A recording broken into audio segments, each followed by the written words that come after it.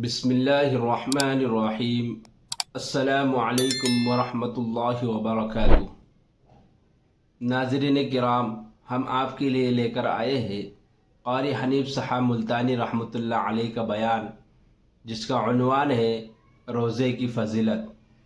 تو ناظرین کرام، اس بیان کو پورا سنیں، انشاءاللہ ضرور فائدہ ہوگا۔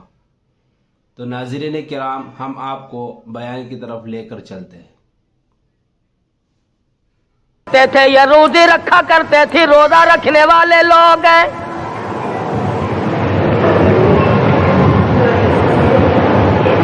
ملتان کے دوستو، اگر تمہاری یہ تمنا ہو کہ ہم قیامت کی پیاس سے بچ جائیں، 50,000 سال کی شدت والی پیاس سے بچ جائیں، قیامت کے دن والی گھبراہٹ سے بچ جائیں، قیامت کے خوفناک عذاب سے بچ جائیں، اگر 50,000 سال کی دھوپ سے بچنا چاہتے ہو، شدت سے بچنا چاہتے ہو، گرمی سے بچنا چاہتے ہو، پیاس سے بچنا چاہتے ہو، مسلم شریف کی روایت میں ہے ایک آدمی کی زبان اتنی باہر لٹک جائے گی اس پہ 18 آدمی کھڑے ہو سکے۔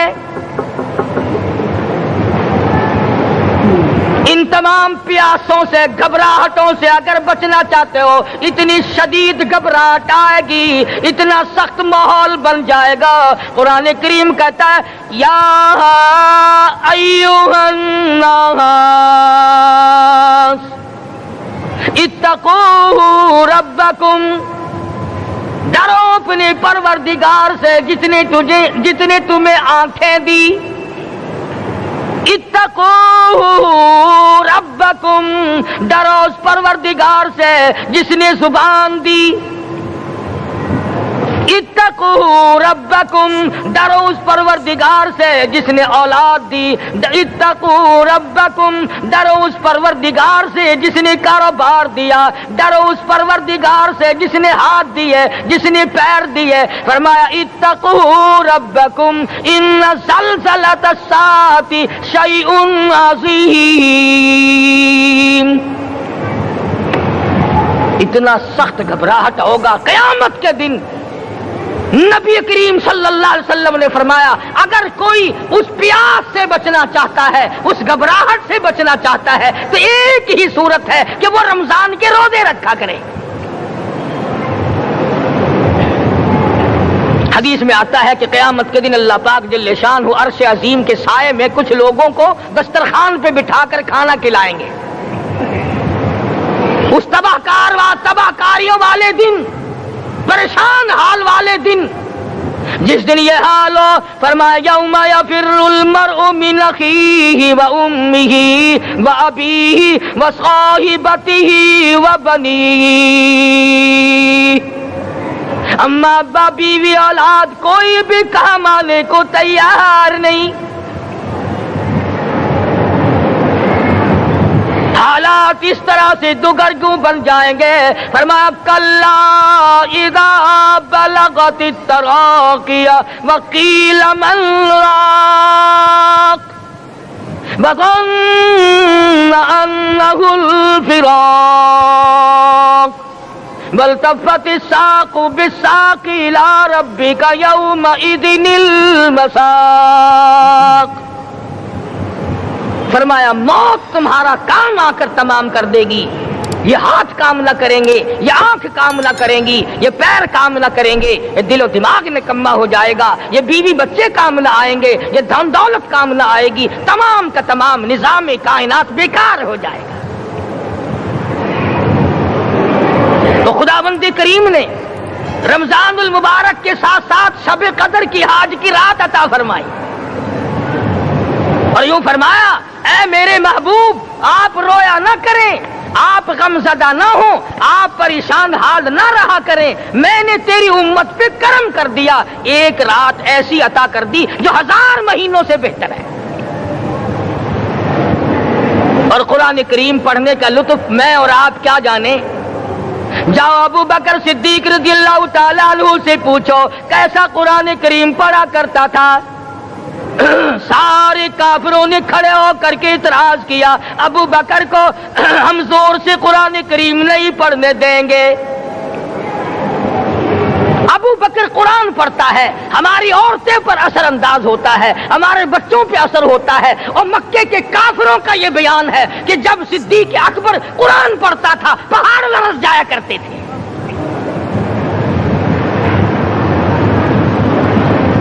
صدیق سے قرآن پڑھنا سیکھو۔ فاروق اعظم نے اسی قرآن کریم کے ذریعے سب کچھ حاصل کیا۔ ساری رات فاروق اعظم قرآن کریم کی تلاوت کیا کرتے تھے، ایک ایک رکعت میں پورا ختم قرآن کرتے تھے۔ آج تو یہ باتیں کہانی نظر آتی ہیں۔ صدیق اکبر سے قرآن پڑھنا سیکھو، فاروق اعظم سے قرآن کریم پڑھنا سیکھو۔ سیدنا عثمان ذی النورین رضی اللہ تعالیٰ ایک رات میں اور ایک رکعت میں پورا قرآن ختم کیا کرتے تھے۔ نبی کا دوہرا داماد عثمان ذی النورین، جس کو دیکھ کر حضور اکرم صلی اللہ علیہ وسلم فرمایا کرتے تھے، او لوگوں میں عثمان سے حیا نہ کروں جس سے آسمان کے فرشتے بھی حیا کرتے ہیں، جس کا آسمان والے فرشتے بھی ادب کرتے ہیں، میں اس کا ادب نہ کروں۔ سیدنا علی مرتضی رضی اللہ تعالی عنہ ایسا قرآن کریم پڑھا کرتے تھے، سارا زمانہ شاہد ہے، سارا زمانہ گواہ ہے کہ جب وضو کرتے رنگ پیلا پڑ جاتا، مسجد میں قدم رکھتے بے ہوش ہو جاتے۔ کسی نے پوچھا امیر المومنین کیا بات ہے؟ فرمانے لگے اللہ کے دربار میں کھڑا ہونے لگا ہوں، ڈرتا ہوں کوئی بے ادبی نہ ہو جائے۔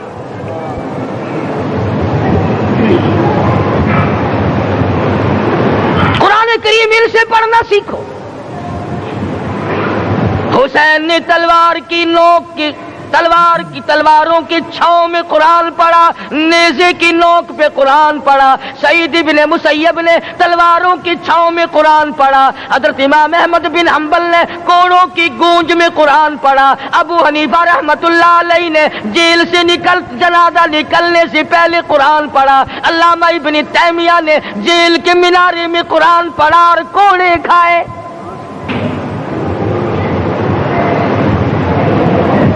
تم بھی قرآن پڑھتے ہو، جب کوئی مر جائے نا پھر قرآن پڑھتے ہیں، اور وہ بھی صحیح سالم پورا نہیں ہوتا۔ کیوں پڑھے؟ کوئی باپ مرے تیرا قرآن کریم پڑھے مولوی، کیوں؟ تیرے باپ کے نوکر ہے مولوی؟ تم خود کیوں نہیں پڑھتے؟ تمہارا خود کا تو یہ حال ہے کہ جن کپڑوں میں باپ نے دم توڑا، جن کپڑوں میں ماں نے دم توڑا، جن کپڑوں میں گھر والی نے دم توڑا، جن کپڑوں میں بھائی نے دم توڑا، وہ سارے کپڑے الگ رکھتے ہو۔ ارے ظالمو، تمہیں اپنے ماں باپ کے کپڑوں سے نفرت ہے۔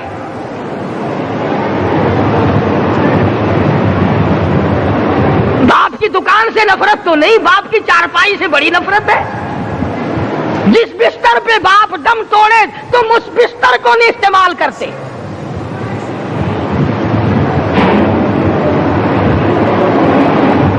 رسموں میں ڈوبے پڑے ہیں لوگ، رسمیں بنا رکھی ہیں، یوں کرنا چاہیے اور اس طرح سے کرنا چاہیے۔ لہد کے پانی سے بچو، مردے کے کپڑے سے بچو، مردے کی چارپائی سے دور رہو، فلاں چیز سے دور رہو۔ تم نے کبھی یہ بھی سوچا کہ اگر تمہارے بس کی بات ہو تم موت سے بھی دور رہ کے دکھاؤ نا؟ اور وہ تو یہ شکر ہے کہ اللہ پاک نے قانون موت کا اپنے ہاتھ میں رکھا، ورنہ یہ جتنے بڑے بڑے ہیں نا، یہ سارے کے سارے فرشتوں کو پیسے دے کر ہمیں مرواتے رہتے۔ یقین جانو سرمایہ دار اور یہ بڑے بڑے افسر سب بچے رہتے، ہمارا تختہ نکلوا دیتے۔ شکر ہے اسرائیل رشوت نہیں لیتا۔ اگر وہاں نوٹوں کے تھبے چلتے تو یقین جانو چپکے سے کان میں کہہ دیا کرتے اسرائیل کے برابر والے کا کام کر دے، میرا نہیں برابر والے کا رگڑا نکال دے۔ اللہ نے نظام اپنے ہاتھ میں رکھا پھر بھی لوگ نہیں ڈرتے۔ فرمایا تبارک الذی بیدہ الملک، تمام برکتیں اس ذات کے ہاتھ میں ہے جس کا ملک میں راج ہے۔ وَهُوَ عَلَى كُلِّ شَيْءٍ قَدِيرٌ، ہر چیز پہ وہ قادر ہے۔ سمندر کا قطرہ قطرہ اس کے قبضے قدرت میں، درختوں کا ایک ایک پتا اس کے قبضے قدرت میں، زمین کا ایک ایک ذرہ رب العالمین کے قبضے قدرت میں ہے. پہاڑوں اور پتھروں کی ایک ایک کنکری اللہ کے اپنے قبضے میں ہے. موت اور زندگی کا نظام بھی اس نے اپنے قبضے میں رکھا ہے.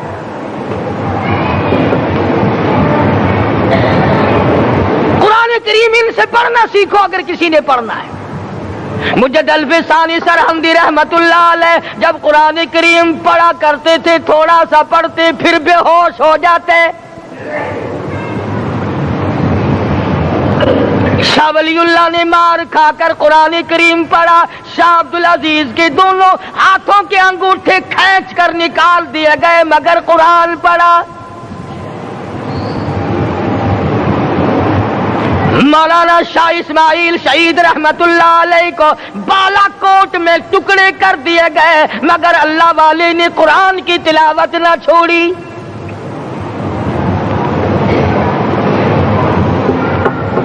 ان حضرات نے قرآن پڑھا ہے. ہمیں اگر قرآن کی لذت آ جائے, قرآن کریم کا مزہ معلوم ہو جائے, حلاوت معلوم ہو جائے, ہم تمام زندگی تلاوت ہی کرتے رہیں. حضرت لاہوری رحمت اللہ علیہ رات دن تلاوت کیا کرتے تھے. ظالم افیسروں نے برف کی سلی پہ لٹا لیا اور حضرت سے کہا گیا کہ آپ اپنے مطالبے ختم نبوت سے دستبردار ہو جائیں. تو حضرت نے جواب دیا میں جان کا سودا کر چکا ہوں, ایمان کا سودا نہیں کرتا. سید عطا اللہ شاہ صاحب بخاری سب قید رحمت اللہ علیہ جیل میں ہیں. 20 سیر گندم روزانہ پیسنے کے لیے ملتی ہے. پسا ہوا آٹا انتظامیہ کے حوالے کر دیتے ہیں. حیران ہے انتظامیہ کس وقت چکی چلاتا ہے بخاری, کس وقت پیستا ہے, یہ تو قرآن پڑھتا رہتا ہے. سپرڈنٹ جیل نے چھاپا مار کر دیکھا پچھلی رات کو قرآن کریم بیٹھا ہوا بخاری پڑھ رہا ہے, سورت یوسف کی تلاوت ہو رہی ہے, چکی خود بخود چل رہی ہے, دانے خود بخود اٹھ کر چکی میں پڑھ رہے ہیں. یہ حضرات تھے جنہوں نے قرآن مجید لذتوں کے ساتھ پڑھا.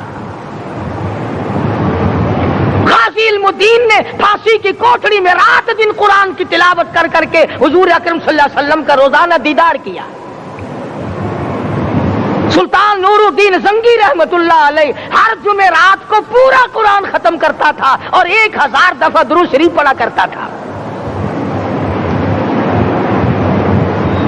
مدنی کریم صلی اللہ علیہ وسلم کا خواب میں 12 دیدار کیا کرتا تھا. سلطان عالمگیر رحمت اللہ علیہ مغلیہ خاندان کا چشم و چراغ ہے, بادشاہ وقت ہے, قرآن مجید کا حافظ بھی تھا, مفسر بھی تھا, اور مدنی کریم صلی اللہ علیہ وسلم کی 5000 حدیث پاک عالمگیر بادشاہ کو زبانی یاد تھی.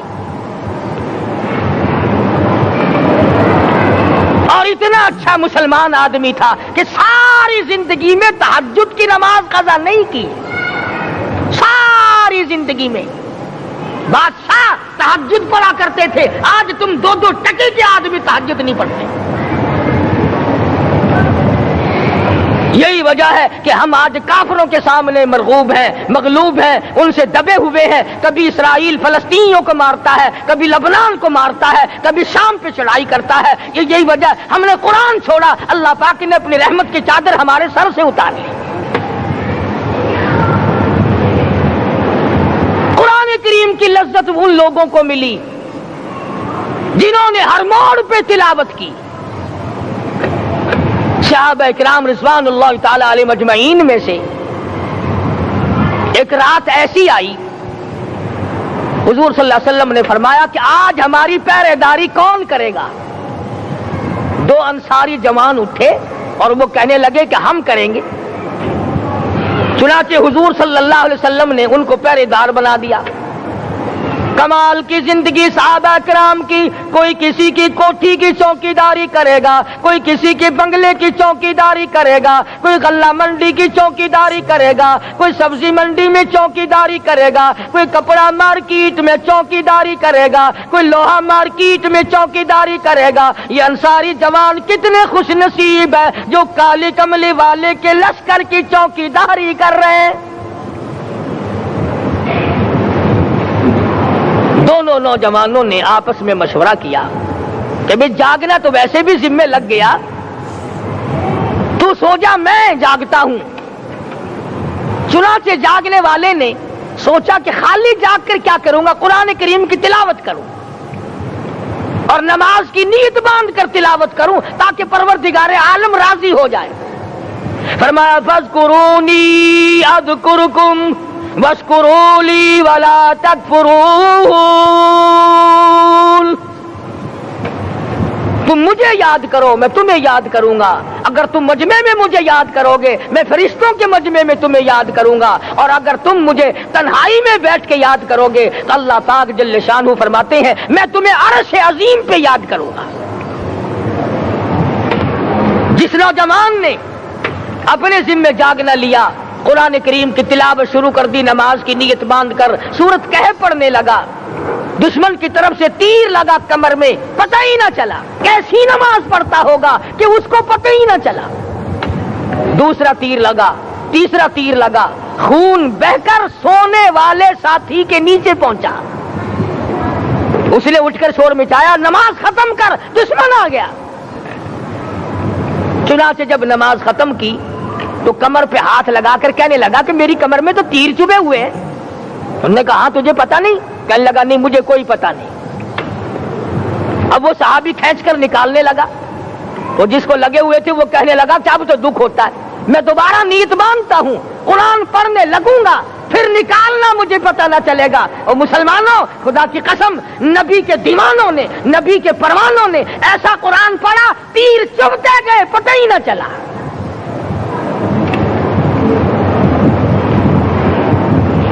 میرے نبی تیرے نبی ساری کائنات کے نبی، عرشیوں کے نبی فرشیوں کے نبی مدنی کریم صلی اللہ علیہ وسلم نے ایک ایک وقت میں 15 دن درختوں کے پتے چبا کر خدا کا قرآن پڑھا۔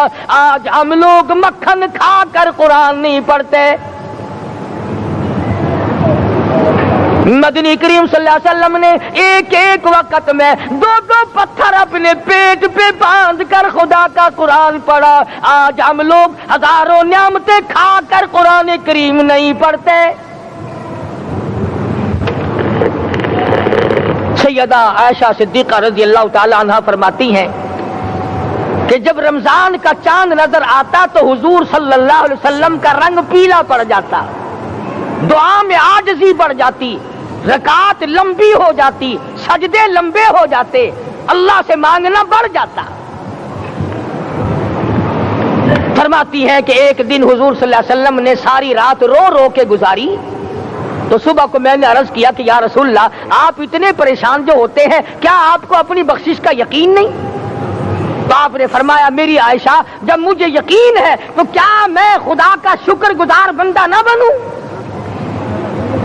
اس نے جو مجھے اتنا بڑا مرتبہ عطا کیا ہے میں اس کا شکر گزار بندہ نہ بنوں؟ نبی ساری رات روئے، امتی ساری عمر میں ایک دن نہ رویا۔ فرمایا ان تعذبهم فإنهم عبادك، ان تعذبهم فإنهم عبادك وَإِن تَغْفِرْ لَهُمْ فَإِنَّكَ أَنْتَ الْعَزِيزُ الْحَكِيمُ۔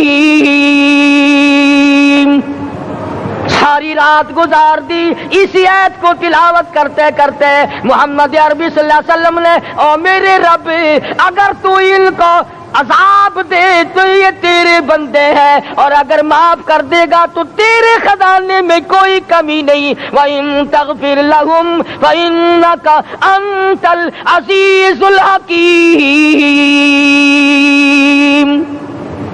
تو بخشنے والا ہے، تو غالب اور حکمتوں کا مالک ہے، تیرے یہاں کون سی کمی آ جائے گی؟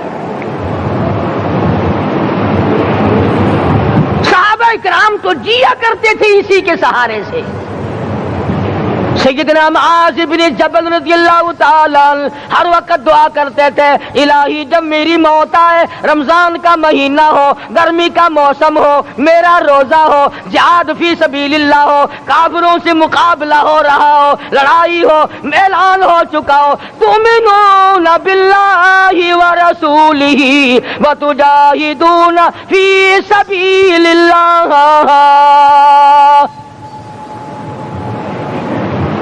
حضرت معاذ دعا کرتے ہیں کہ میں تو یہ دعا کرتا ہوں کہ گرمی ہو، میرا روزہ ہو، کفار سے مقابلہ ہو، وہ میرے ٹکڑے کر دیں، میری زبان کاٹ دیں، تیری عدالت ہو، میری پیشی ہو۔ جب میرا خدا پوچھے معاذ دنیا سے کیا لایا، عرض کروں الہی زبان کٹا کے آیا ہوں، روزہ رکھ کر آیا ہوں، ارادہ یہ ہے کہ تیرے محبوب کے حوض کوثر سے روزہ افطار کروں گا۔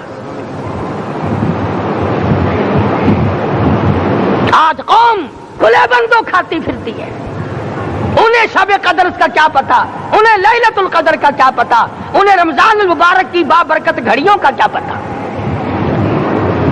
فرمایا انا انزلناہ فی لیلۃ القدر وما ادراک ما لیلۃ القدر۔ شب قدر وہ رات ہے جس میں نے قرآن کو نازل کیا۔ جمہور علماء کے نزدیک آج کی رات ہے وہ جس میں قرآن کریم نازل ہوا۔ حدیث میں آتا کہ جنت میں درخت اسی رات میں لگائے گئے۔ حضور صلی اللہ علیہ وسلم نے فرمایا کہ جنت کو اسی رات میں سجایا جاتا ہے، جنت کے دروازوں کو کھول دیا جاتا ہے، ایک ہوا چلتی ہے، حلقے بجتے ہیں، پوچھا جاتا ہے یہ کیا بات ہے، جواب ملتا ہے کالی کملی والے کے امتیوں کے لیے جنت کو کھول دیا گیا۔ آج جو لوگ مانگ رہے ہیں، جو لوگ اللہ کے ذکر میں بیٹھے ہیں، یہ پاگل نہیں، یہ دیوانے نہیں۔ ارشاد مدنی کریم صلی اللہ علیہ وسلم کا اسی رات کے بارے میں فرمایا، اللہ پاک جبریل امین کو حکم دیتے ہیں جھنڈا لے کر دنیا میں چلے جاؤ، لاکھوں کروڑوں فرشتوں کو ساتھ لے جاؤ، ہر گھر میں جاؤ، ہر دعا کرنے والے کی دعا پہ آمین کہو، جہاں جا میرے نیک بندے موجود ہیں اور جبریل ان سے مصافحہ کر۔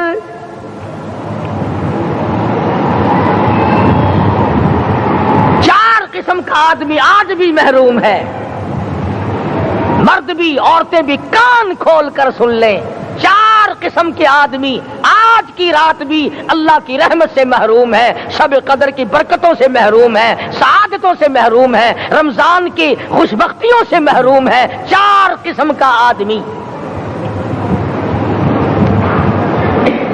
سب سے پہلا شرک کرنے والا، اللہ کی ذات میں صفات میں کسی ولی کو، کسی پیر کو، کسی فقیر کو، کسی پیغمبر کو، کسی غوث قطب اور ابدال کو جو شریک کرتا ہے، نہ اس کو شب قدر کام آتی ہے، نہ رمضان کام آتا ہے۔ شرک اتنی بری لعنت ہے کہ تمام اعمال کی جڑیں اکھاڑ کر پھینک دیتا ہے۔ آج مسلمان چلاک بڑے ہیں، اگر ہندو پتھر کا بت بنا کر پوجے تو وہ تو کافر ہے، اور مسلمان قبر بنا کر پوج لیں تو وہ پکا مومن ہے۔ الف لام میم سے لے کر والناس تک سارا قرآن پڑھو، ترجمے چھپے ہوئے ترجموں کے قرآن پڑھو۔ فرمایا لا تشرک باللہ، اے معاذ اللہ کی ذات و صفات میں کسی کو شریک نہ بنانا۔ ان قتلت او حرقت، یہاں تک کہ تجھے چاہے جلا دیا جائے یا قتل کر دیا جائے، جلا کر خاک کر دیا جائے، اللہ کی ذات صفات میں کسی کو شریک نہ بنانا۔ اور یہی مفہوم ہے لا الہ الا اللہ محمد الرسول اللہ صلی اللہ علیہ وسلم کا۔ فاران کی چوٹیوں پہ کھڑے ہو کر کالی کملی والے صلی اللہ علیہ وسلم نے جو سب سے پہلا خطبہ دیا، جو سب سے پہلا نرالا خطبہ دیا، وہ یہی تھا لا الہ الا اللہ، اللہ کے سوا معبود کوئی نہیں، پوجا کے قابل کوئی نہیں، نظر نیاز کے قابل کوئی نہیں، حاجت روا کوئی نہیں، مشکل کشا کوئی نہیں، تیری میری فریاد سننے والا کوئی نہیں، ایک اللہ کی ذات ہے۔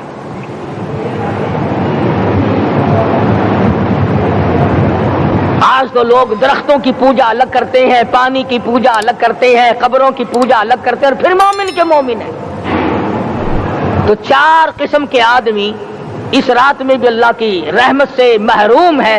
سب سے پہلا شرک کرنے والا، دوسرے نمبر پہ جس کے گھر میں کتا ہو یا خنزیر ہو، شوقیہ کتا یا خنزیر پال رکھا ہو، تیسرے نمبر پر وہ مرد عورت جو بدکاری بدماشی کر کے بے غسلے پڑے ہوں، اس گھر میں جبریل یا کوئی رحمت کا فرشتہ آج دریائے کرم بہ رہا ہے پھر بھی نہیں جاتے۔ اور چوتھے نمبر والا جو مسئلہ ہے اس میں ایسا معلوم ہوتا ہے کہ ہمارے کسی کے گھر میں بھی فرشتے نہیں جائیں گے۔ اب پہلے 3 نمبروں میں تو آپ خوش ہو گئے ہوں گے کہ الحمدللہ کافی سارے لوگ ہیں جو شرک نہیں کرتے یا کتا خنزیر نہیں پالتے، الحمدللہ نیک لوگ ہیں، اچھی نسل ہے، شرافت والے ہیں، بدکاری بدماشی زنا بھی نہیں کرتے، مگر چوتھا جرم ایسا ہے کہ وہ عام لوگ کرتے ہیں اور عام گھر محروم رہ جاتے ہیں، اور وہ ہے شوقیہ تصویر گھر میں رکھنا۔ ایک لڑکا اٹھتا ہے گھر میں، کبھی کسی کی تصویر لگا لیتا ہے، کبھی کسی کی تصویر لگا لیتا ہے، ایک لڑکے نے جو حرکت کی سارا گھر محروم ہو گیا اللہ کی رحمت سے۔ شب قدر والی رات میں، لیلۃ القدر کی رات میں، نجات والی رات میں، کامیابی والی رات میں، رستگاری والی رات میں، اللہ کی رحمت والی رات میں، بخشش والی رات میں، آج کی رات میں اللہ پاک کروڑوں آدمیوں کو دوزخ سے نکال کر جنت کا داخلہ عطا فرمائیں گے۔ یہ 4 قسم کے آدمی پھر بھی محروم ہیں۔ اپنے آپ کو بچانے کی کوشش کرو، عام رحمت برسے پھر بھی اگر محروم رہ جائے کتنی بری بات ہے۔ امام فخر الدین رازی رحمت اللہ علیہ نے لکھا ہے کہ شب قدر کی عبادت اگر ایک رات کسی کو مل جائے تو 83 سال 4 مہینے مستقل عبادت میں گزارنے کا ثواب ملتا ہے۔ اسی کو فرمایا اِنَّا أَنزَلْنَاهُ فِي لَيْلَةِ الْقَدْرِ وَمَا أَدْرَاكَ مَا لَيْلَةُ الْقَدْرِ۔ یہ وہ برکت والی رات ہے، یہ وہ رحمت والی رات ہے، اور لوگوں مانگنے والی رات ہے، جھولی پھیلانے والی رات ہے، بگڑی بنوانے والی رات ہے، اجڑوں کو بسانے والی رات ہے، بچھڑوں کو ملانے والی رات ہے، اللہ کا دروازہ کھٹکھٹانے والی رات ہے، اللہ کے آسمان کی طرف سے آوازیں آتی ہیں مانگو کیا مانگتے ہو، وہ رات ہے۔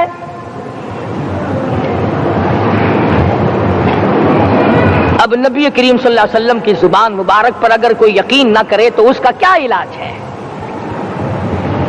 صحابہ کرام کو تمام چیزوں پہ یقین تھا، اس لیے قرآن نے ان کی گواہی دی اذ جاءوکم من فوقکم ومن اسفل منکم واذ زاغت الابصار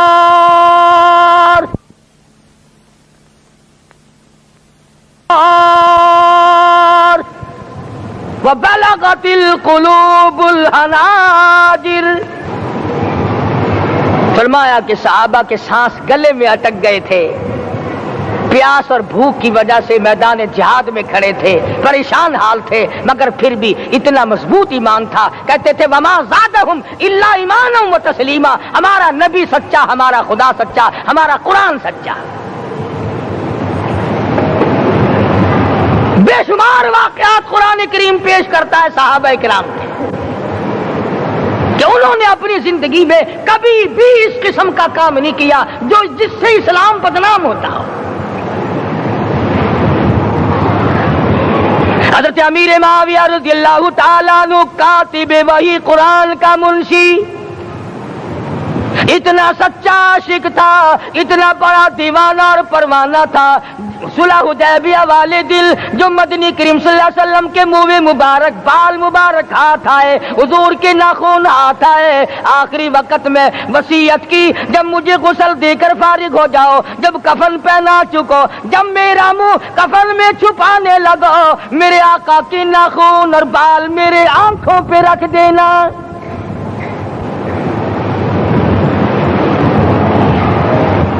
اس قدر جذبہ تھا ان حضرات میں، اور نماز کبھی کسی صحابی نے قضا نہیں کی۔ آج کا مسلمان تو کسی معاملے میں بھی نہیں لڑتا۔ حضور صلی اللہ علیہ وسلم نے مکروز میت کی نماز جنازہ کبھی نہیں پڑھائی۔ آج جس نے کسی کا قرضہ دینا ہو وہ پرواہ ہی نہیں کرتا، نہ موت سے ڈرتا ہے، نہ قبر سے ڈرتا ہے، نہ حشر سے ڈرتا ہے، نہ اللہ کے عذاب سے ڈرتا ہے۔ جب بھی کوئی مر جاتا حضور اکرم صلی اللہ علیہ وسلم تشریف لاتے، پہلے پوچھتے اس کے ذمے کسی کا قرضہ تو نہیں، یا کوئی ضامن بنتا، اور یا خود حضور صلی اللہ علیہ وسلم فرماتے کہ میں قرضہ ادا کروں گا، پھر آپ جنازے کی نماز پڑھایا کرتے تھے۔ اتنے بڑے جذبے کے مالک تھے صحابہ اکرام کہ انہوں نے کسی موڑ پہ بھی حضور صلی اللہ علیہ وسلم کو یوں خالی نہ چھوڑا، تنہا نہ چھوڑا، آپ کے ساتھ نہ چھوڑا، قرآن کریم کے حکموں کی کبھی بھی خلاف ورزی نہ کی۔ یہی وجہ تھی کہ اللہ پاک نے ان کو پوری دنیا کا مالک بنایا۔ کابل سے لے کر طرابلس تک کا علاقہ صحابہ کرام نے تمہیں فتح کر کے دیا، اور ظالم مسلمانوں آج صحابہ نے جو علاقے تمہیں فتح کر کے دیے تھے آج وہاں کفر دندنا رہا ہے۔ تم نے کفر کے جھنڈے لہرائے، تم نے کفر کے حوالے کیا مسلمانوں، اور پھر تان صحابہ پہ کرتے ہو۔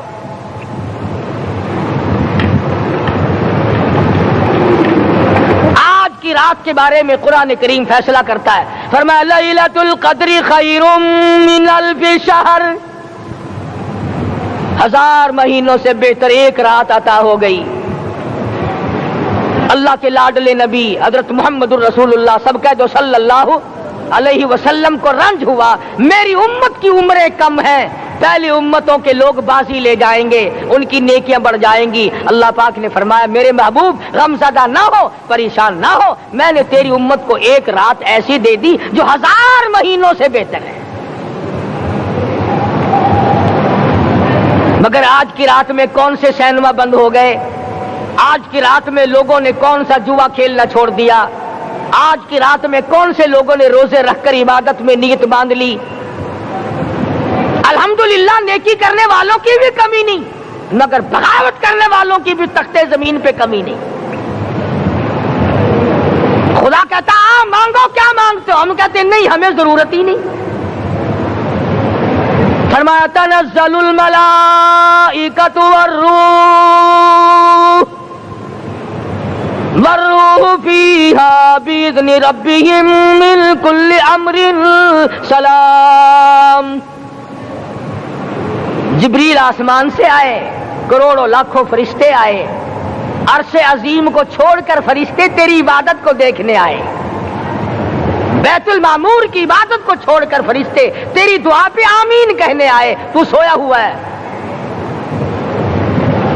ایک ہی فکر ہے کہ مجھے عید کے لیے جوتے لانے ہیں، کپڑے سلوانے ہیں، فلاں چیز کرنی، اور یہ فکر نہیں کہ ایسا نہ ہو اگر رمضان میں میری نجات نہ ہوئی تو میں مارا جاؤں گا۔ اس کی ذات بڑی بے نیاز ہے، وہ جب کسی کو نوازتا ہے تو یوں ہی نوازتا ہے۔ اللہ اکبر۔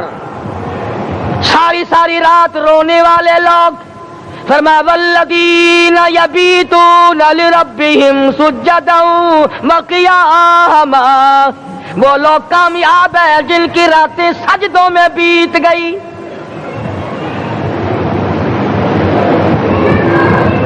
ان مسجدوں میں ہم سے قرآن نہیں پڑھا جاتا، پنکھوں کے نیچے قرآن نہیں پڑھا جاتا۔ مولانا حسین احمد مدنی اور حضرت شیخ الہند رحمت اللہ علیہ نے قاہرہ کے جیل خانے میں 18 سیر مکئی پیستے پیستے خدا کا قرآن پڑھا،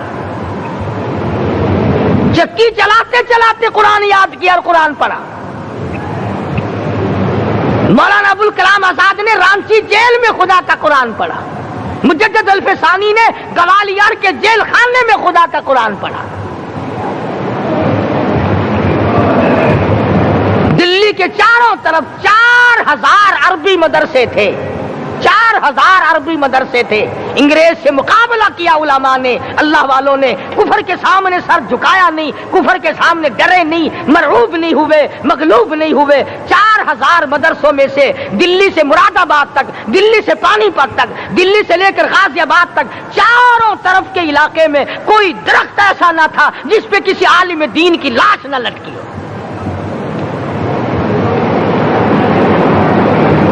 اسلام کی حفاظت بابو نے نہیں کی، اسلام کی حفاظت انگریزی خانوں نے نہیں کی، بوریا نشینوں نے کی ہے، مسجد میں بیٹھنے والوں نے کی ہے، لوٹے سے وضو کرنے والوں نے کی ہے، سوکھے ٹکڑے کھانے والوں نے قرآن کی حفاظت کی ہے، انگریزی خانوں نے نہیں کی ہے۔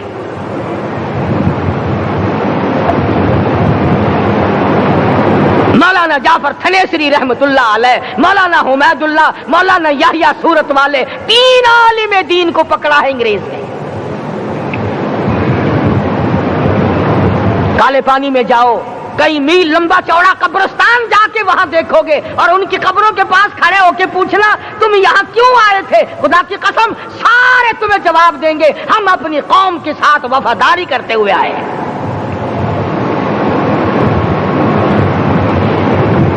پیروں میں بیڑیاں ہیں، چابک مارے جا رہے ہیں علماء دین کو، امبالے کی جیل میں روزانہ پٹائی ہوتی، روزانہ مارا جاتا ہے،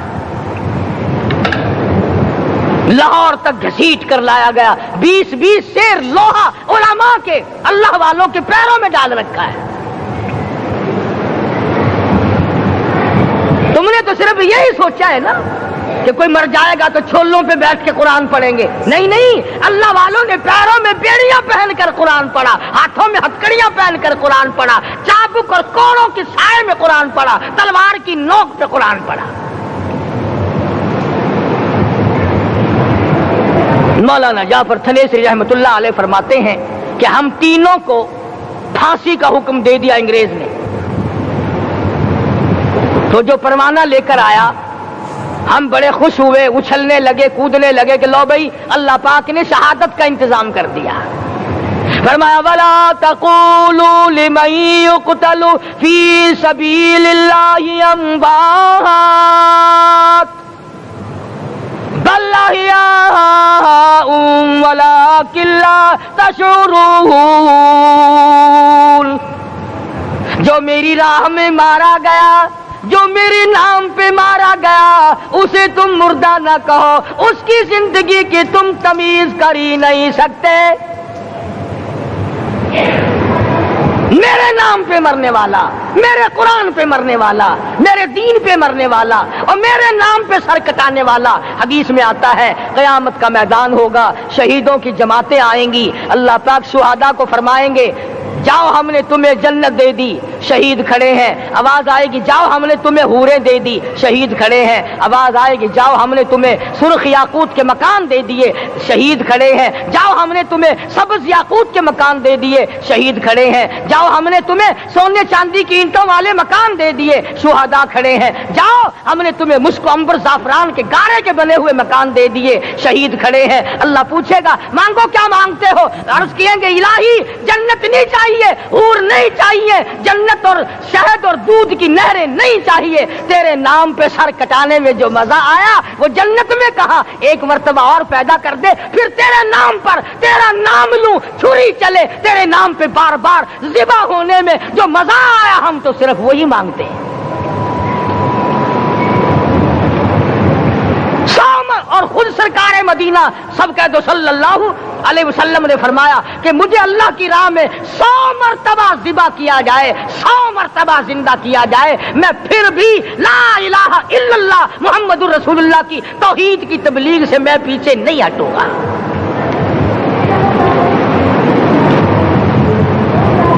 کبھی تو غور کرو، عقل مند ہو سارے، کہ آج مسلمان کیوں مار کھا رہا ہے؟ افغانستان میں مسلمان پٹ رہا ہے، ہندوستان میں مسلمان مار کھا رہا ہے، فلسطین میں مسلمان مار کھا رہا ہے، لبنان میں مسلمان کی پٹائی ہو رہی ہے، سری لنکا میں مسلمان کو ذبح کیا، آخر ہو کیا گیا؟ ہم نے ایسا کیا گناہ کر دیا کہ چاروں طرف کفر چڑھ گیا اور ہم مر گئے؟ تم نے قرآن چھوڑا، اللہ نے اپنی رحمت کی چادر اتاری، اللہ نے ساتھ چھوڑ دیا، اللہ نے نصرت کرنی چھوڑ دی، ورنہ قرآن میں خدا کا وعدہ ہے مسلمان تو کھڑا ہو جا، مجاہد بن کر میدان میں تو آ، مقابلہ میں کروں گا، خدا کی قسم یہ قرآن گواہ ہے، آل عمران گواہ ہے، چوتھا سپارہ قرآن کا گواہ ہے کہ صحابہ کہتے ہیں ہم نے چھڑی، درخت کی چھڑی کامچی توڑ کر کافر کی طرف یوں اشارہ کیا، گردن وہ جا کے پڑی۔ میدان بدر میں مرنے والے کافروں کا بیان ہے، کہ ہمیں انہوں نے نہیں مارا، ہمیں تو کسی اور نے مارا ہے۔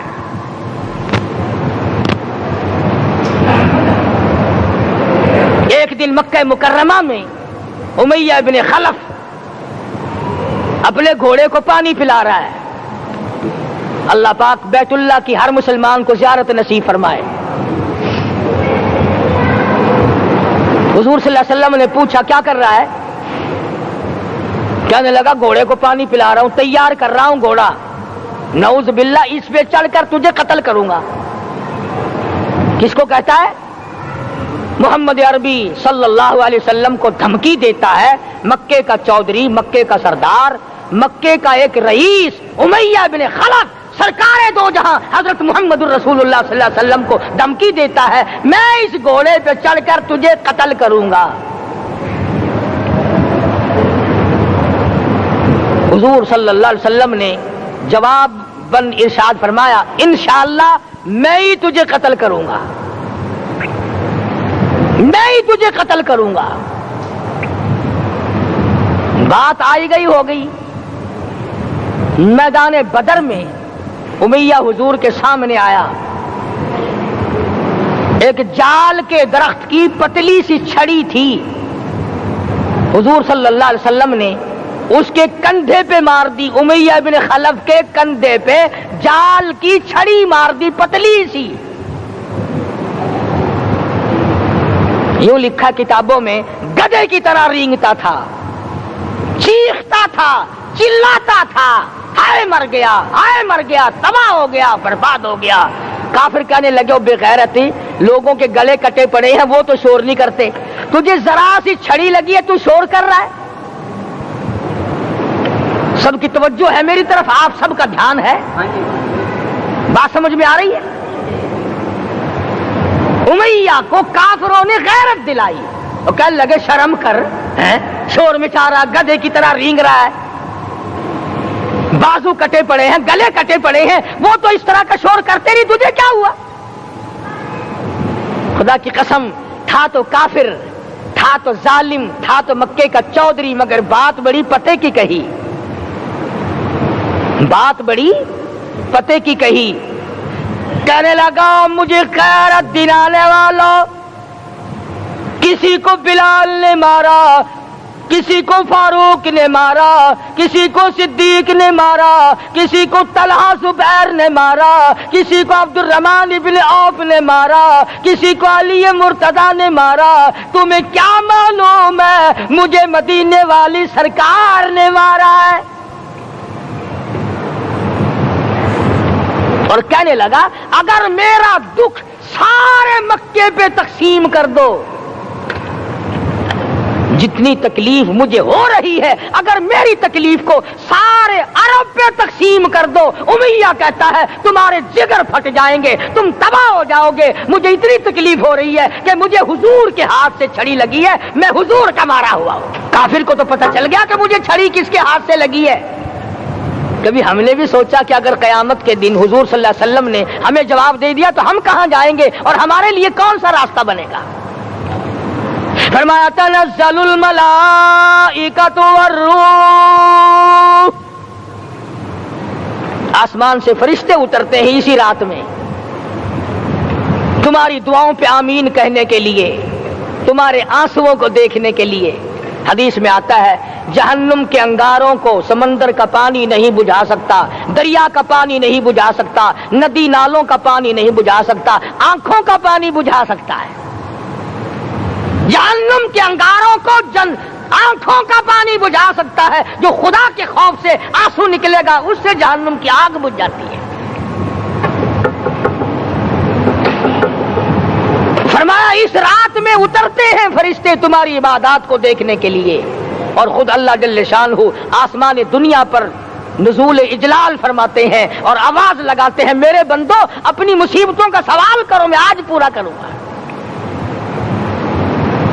تو دین جن کی سمجھ میں آیا میں ان کی بات کر رہا تھا، مولانا جعفر تنیسری رحمت اللہ علیہ اور یہ تینوں بزرگ خوش ہو گئے، اللہ پاک نے شہادت کا انتظام کر دیا۔